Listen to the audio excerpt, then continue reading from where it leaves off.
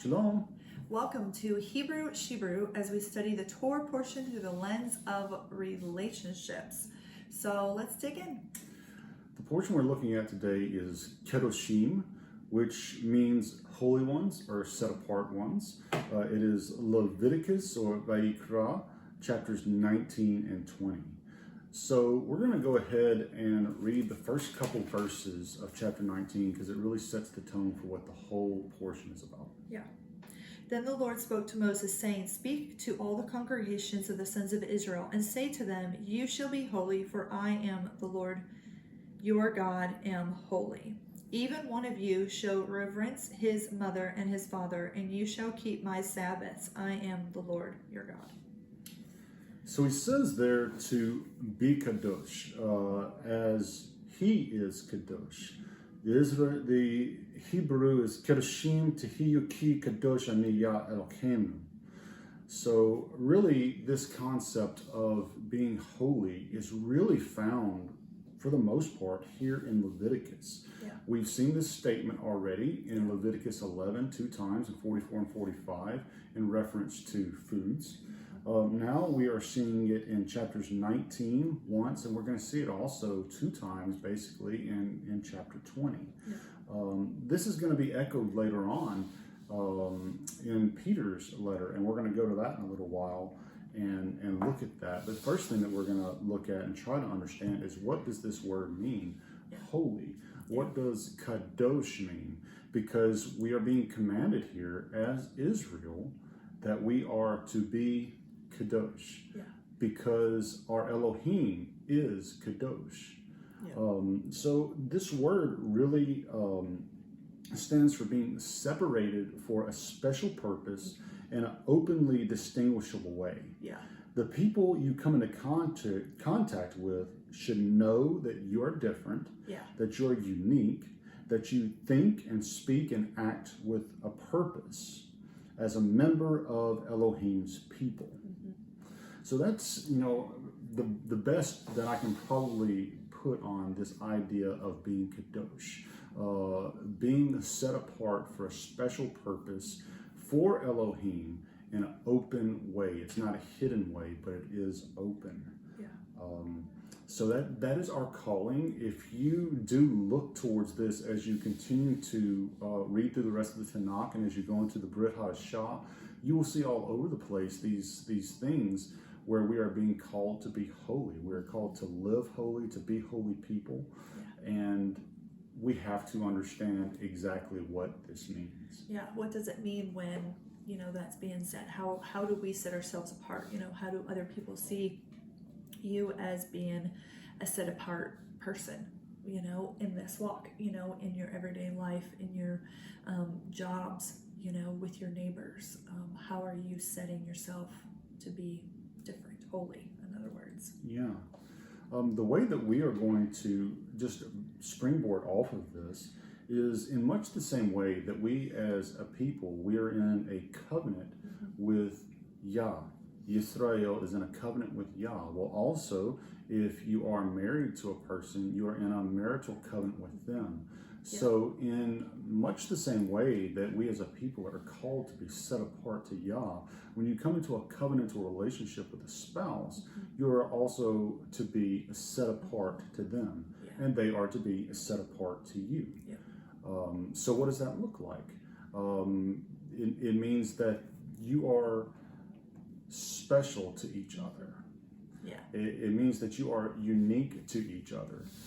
We talked about this on our last video. There's things that you do with each other that you wouldn't do with any other person. So that's definitely an idea that we can springboard off to. We are obviously to be set apart to Yah, but when we covenant to be somebody's spouse, now we are set apart to them. They are our unique, our special person in this world, and we are that unique and special person to them. That's true. That's very true. So the next one that we will look at here is, let's go ahead and go to 1 Peter. Okay. So in 1 Peter, we actually have a quote from this chapter, and it could also just as easily be quoted from Leviticus 11:44 and 45, where we are called to be holy because Adonai, Yah, He is holy. We get that 2 times there in connection with dietary restrictions, and that is certainly a way that we are openly and distinguishably set apart from other people. It's probably the thing that we do more often than anything else, is what we eat, what we actually put into our bodies. Usually for most of us, that's 3+ times a day. We actually think about a way that we are set apart. But there's many other things that we are set apart to do as well. And that's a big part of what this particular Torah portion is about, called Kedoshim. What are these things that help us to be set apart? Let's read 1 Peter chapter 1, 13 through 16. Therefore, gird your minds for action, keep sober in spirit, fix your hope completely on the grace to be brought to you at the revelation of Yeshua Messiah. As obedient children, do not be conformed to the former lusts which were yours in your ignorance, but like the Holy One who called you, be holy yourself also in all your behavior, because it is written, you shall be holy, for I am holy.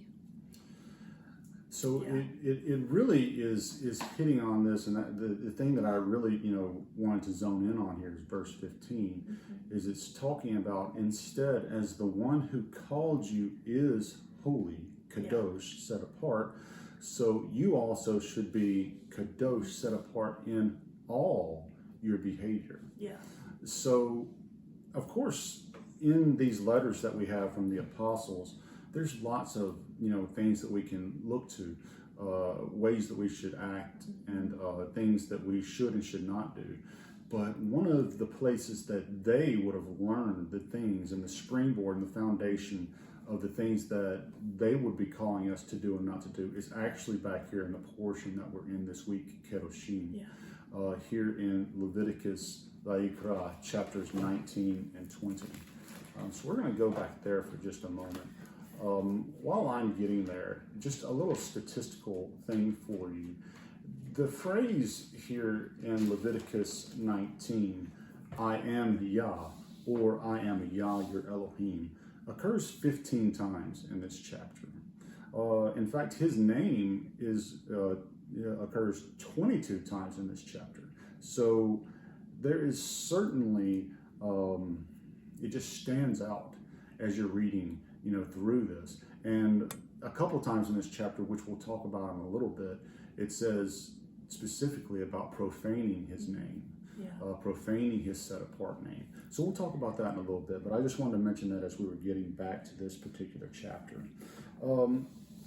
So the behavior that Peter is referencing in his letter in chapter 1, verses 13 through 16, being set apart holy in all of your behavior, is really encapsulated in this chapter that we're studying today.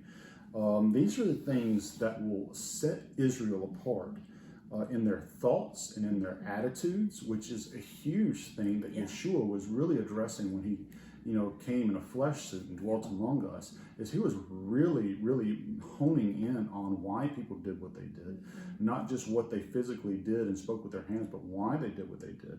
So those are actually addressed in here, the thoughts and the attitudes, but also the words and the actions. So we're not going to actually go through all of these laws. You can find all of the 10 words or the 10 commandments encapsulated right in here, but also many other of the commands are encapsulated within these chapters. If we go over to chapter 20, after we have gone through some of these things, verse 22 in chapter 20 says, "And you shall guard all my laws and all my judgments and do them, so that the land where I'm bringing you to dwell does not vomit you out. Do not walk in the laws of the nation which I'm driving out before you, for they do all these things, and therefore I loathe them. But I say to you, you are going to possess their land, and I myself give it to you to possess it, a land flowing with milk and honey. I am Yah, your Elohim, who has separated you from the peoples." And it does go on to, again, talk about foods. You shall make a distinction between clean beasts and unclean, between clean birds and unclean, and do not make yourselves abominable by beast or by bird, whatever creeps on the ground, which I have separated from you as unclean. And you shall be set apart, kadosh, unto me. For I, Yah, am set apart and have separated you from the peoples to be mine. Yeah. So this idea of being holy, set apart, is a huge part of our walk. In many ways, it is the goal of the things that we do. Some of us may understand the idea of what's called sanctification. Sanctification is just a process of sanctifying, of being set apart, holy living. So that is really what we are looking at today. And what we wanted to jump from here to now is, what are you looking at when you look at a potential spouse? Are you looking at them in the light of this particular portion of Scripture, which many have deemed the holiness code? Yeah. So, yes, we do want to look at a person to see if they are doing holy living, if they are striving for holy living. We all fall short. We all mess up. Nobody's perfect.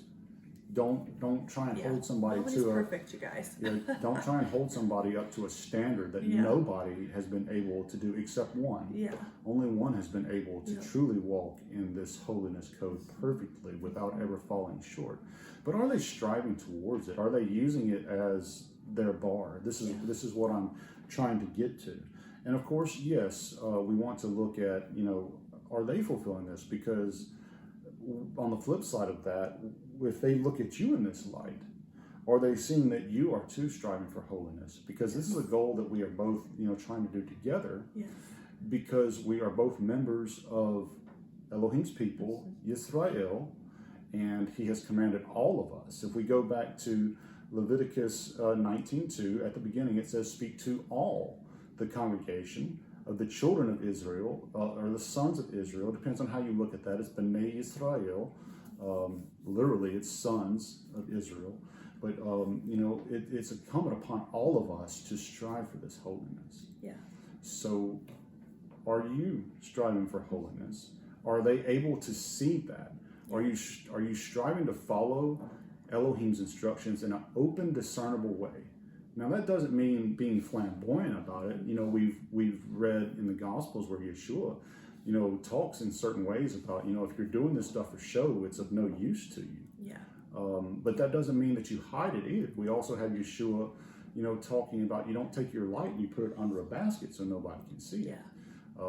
This set apartness, this holiness needs to be open, not put in people's faces, but it needs to be open. Yeah. It's a good way to look at, do you exhibit some of these things, just like we've talked about, Galatians and 1 Corinthians and Ephesians. Those are great things to be able to look at, but this also is really good too, to be able to have as a list of, does this fit within, one, do I exhibit this, and two, does the person that I'm looking at marrying, do they exhibit this? Are they giving of themselves? Do they love thy neighbor? What does that really mean?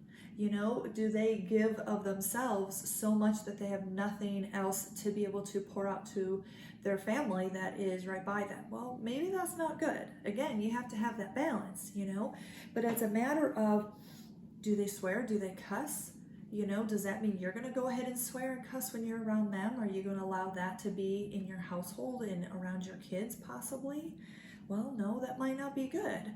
So it's a matter of, do they exhibit those things, character qualities that you are wanting to raise in your kids or have in your future kids, So, and it's a good thing to look at and reflect on too and be like, okay, do I exhibit these things? Do I have anger issues? Do I steal, or steal my time at my job, kind of thing, and just not do anything but still clocked in? Well, that's stealing, versus doing your job.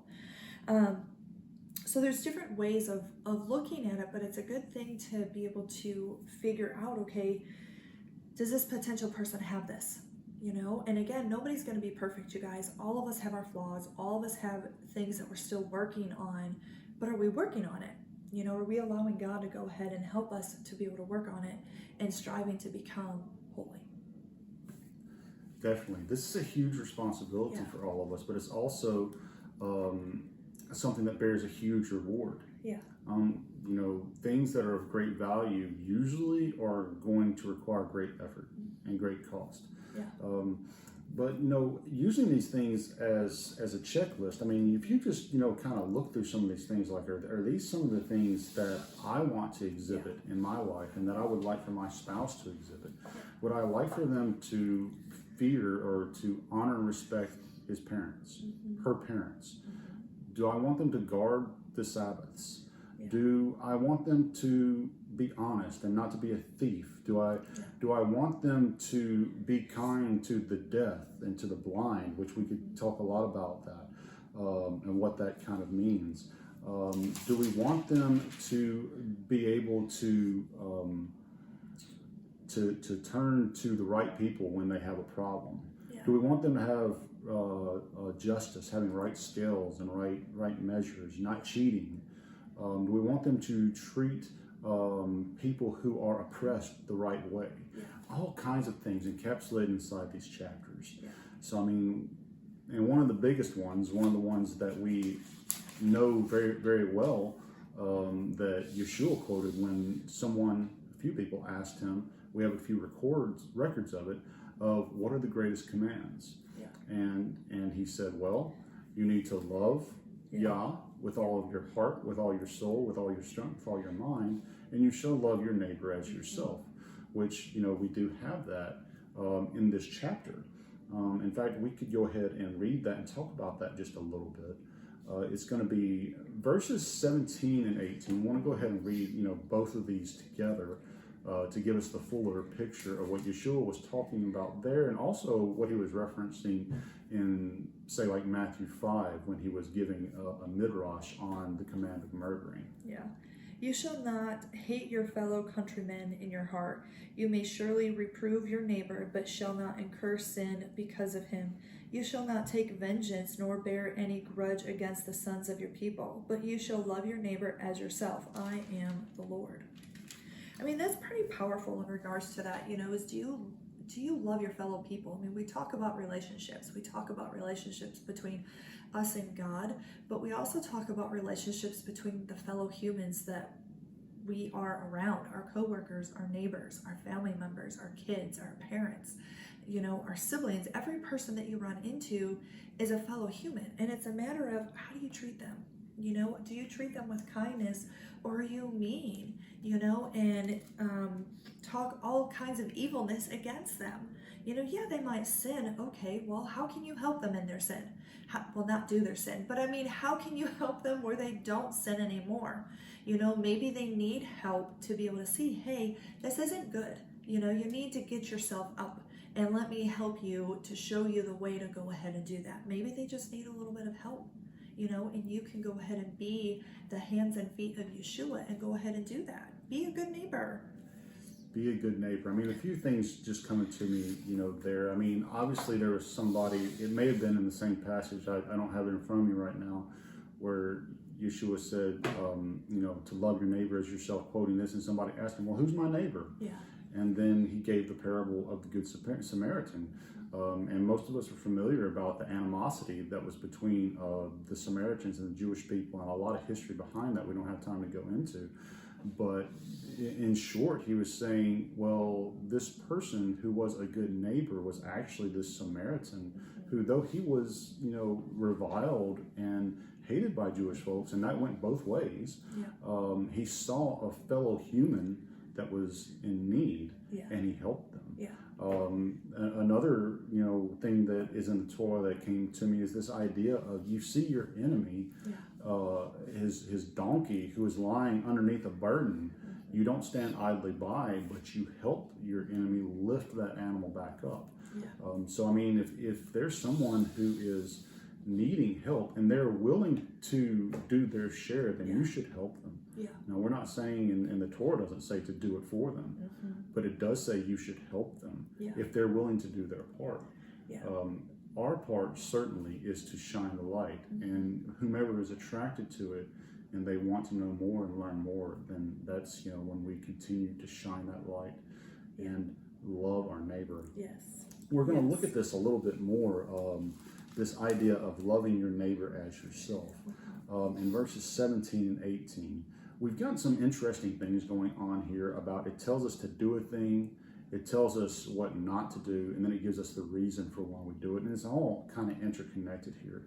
But these ideas about hating your brother in your heart and reproving your neighbor, and then also not taking vengeance or not bearing a grudge, but then you should actually love your neighbor as yourself.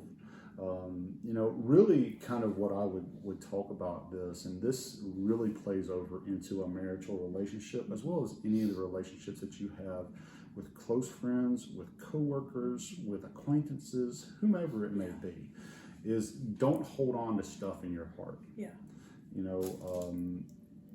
What you need to do when it says reprove, now you don't need to take the reproving item in the wrong way. The reproving that you should be doing should be done in the fruit of the Spirit. And the first fruit of the Spirit is love. So you don't need to hold on to it in your heart, but you need to talk about it.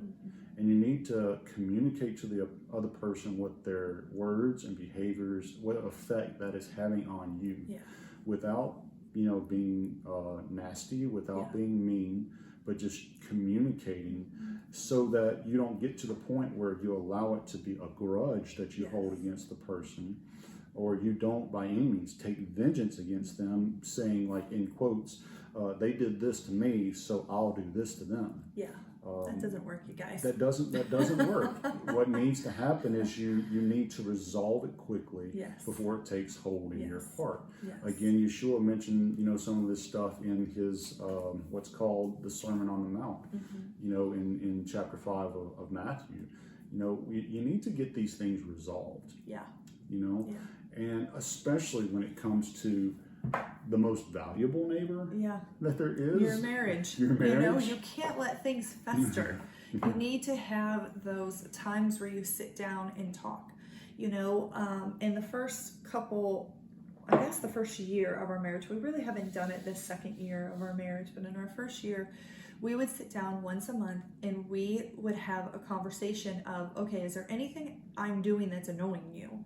Is there anything that I need to work on that, you see that is either annoying you or something that is festering or things like that. And that was really helpful for us to sit down and talk where we could work on those things, and figure that stuff out and hopefully move on past that, and not hold it onto a grudge, but be able to talk about it and be able to move on, and I know we haven't done that in a while. It's a while, but a thought that I have with this is just consider during that first 12, 15, 20 months of marriage, you're now actually getting to see the other person and the way they live in ways that you didn't get to experience when you didn't live together. Yeah. When you actually live together 24/7, some of the other things that you normally wouldn't have even done, you wouldn't even have thought to talk about because you didn't have an opportunity to even really bring it up. You're doing stuff and you don't even know about it. Yeah. That stuff will come out in those, first few months to a year. Yes. And that's when you probably are at a great time of needing to do this. Yeah. And go ahead and talk about it, get it in the open, and make the adjustments that are needed to be made. Yeah. That doesn't mean that you shouldn't continue to do this as time goes on. Whenever anything comes up, it doesn't need to be allowed to fester. You need to reprove, again, knowing what that means, not kind of what sometimes we might think it means. But you need to talk about it and get it resolved.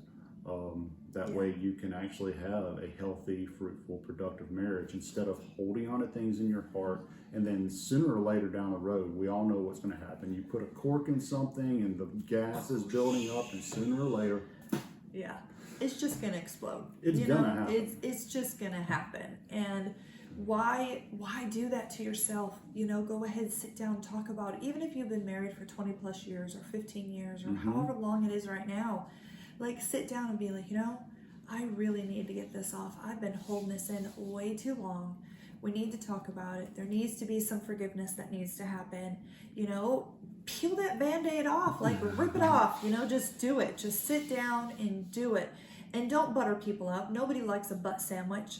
Literally, like, just talk about it and be like, might be hard for me to say, and I need to get it out there. And if you need to, write it in a letter and then read the letter and then talk about it, and allow the other person time to process it, especially if it is something hard that both of you guys are going through. Some people need time to process it, and processing could take a day, it could take a week. Plan a time and be like, okay, I know you need time to process it. Here's the letter I just wrote. Let's come back in, do you think 2 days is enough? Or do you think a week? Plan the date of figuring out when to sit down again and talk about it. Don't just be like, well, whenever you're ready, I'm ready. Because that's not going to work. People are going to forget about it. Life's going to move on, and it's not going to get talked about again. So put a deadline on it and be like, okay, let's talk about it in 4 days. Let's talk about it in 3 days, and then sit down, have that discussion again. And maybe you need another deadline after that, because now you need to process whatever they just said. That's okay to go ahead and do. It's called communication. It's called marriage. It's called moving on and moving past whatever's going on. Yeah.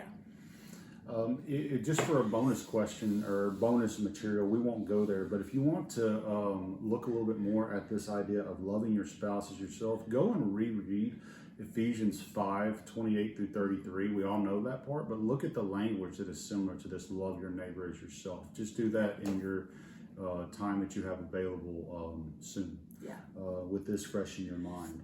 While we're talking about some of the challenges and things that might come up in your marriage and things that need to be resolved, let's go ahead and flip on over to verse 31 in chapter 19.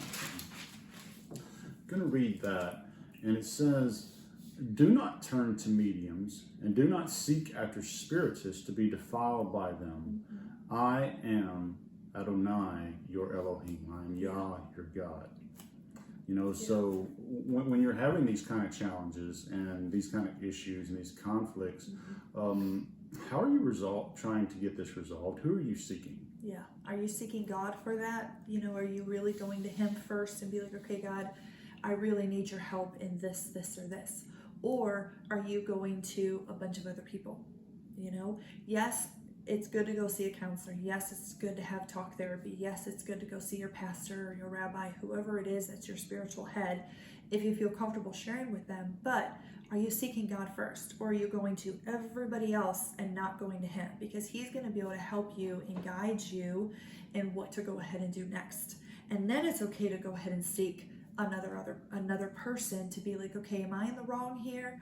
Or is this not going right? Or what's happening here?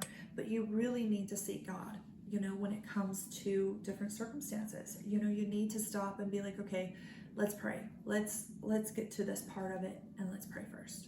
Yeah. Seek Him first in these things. Yeah. And then let Him at His leading show you to the people that He would have you to talk to. And as Sarah was saying, it doesn't need to be a great deal of people. You should probably be able to count them on a hand who you would actually share this with. It's not just anybody out there, but it's trusted people who will keep it confidential, who have your best interest at heart. We've talked about this in videos before about, your support team, that is there to help you, who only have your best interest at heart. Yeah. Those are the people that you want to seek to. And probably what is going to happen is after you seek Yah for this thing, he's going to put one of these people in your mind to go ahead and talk to. Yeah. That is a very likely course of action that will happen. But seek him first so that you go to the right people. Yes. Okay. Exactly. The last thing that we'll talk about here, I think I mentioned it earlier, is these two times, once in chapter 19, once in chapter 20, that it talks about profaning his name. So in chapter 19, verse 12, what does that say? 19:12. Mm-hmm. And you shall not swear falsely by my name, so as to profane the name of your God. I am the Lord. Okay, so don't swear falsely by my name, and so profane his name. Yeah. And then if we go to chapter 20, and we'll have to read the first 3 verses to kind of get the idea here. Then the Lord spoke to Moses, saying, You shall also say to the sons of Israel, any man from the sons of Israel, or from the aliens sojourning in Israel, who gives any of his offsprings to Molech, shall surely be put to death. The people of the land shall stone him with stones. I will also set my face against that man, and I will cut him off from among his people, because he has given some of his offsprings to Molech, so as to defile my sanctuary and to profane my holy name. So again, very concerned about profaning his set-apart name, his kadosh name. And the 2 things that he talked about is, swearing falsely in his name, and then also giving your offspring to Molech, which we don't have time to really get into here, what that really was all about. But doing that, whatever it was, also profaned his name. Yeah. So the word that is translated as profane is halil, and it's a very interesting word. If you go back to the way it's used throughout most of Genesis, it is usually translated as began or begin or something like that. So it really doesn't make sense until you start looking at the context of what was going on there. And then the further you go throughout the rest of Scripture, it begins to translate it as profane or defile, things of that nature.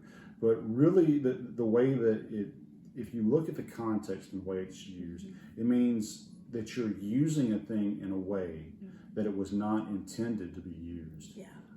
So we definitely see that Yah doesn't want his name to be used in a way that it wasn't intended to be used. But are we talking about a pronunciation of his name, or are we talking about his authority, his character, his reputation?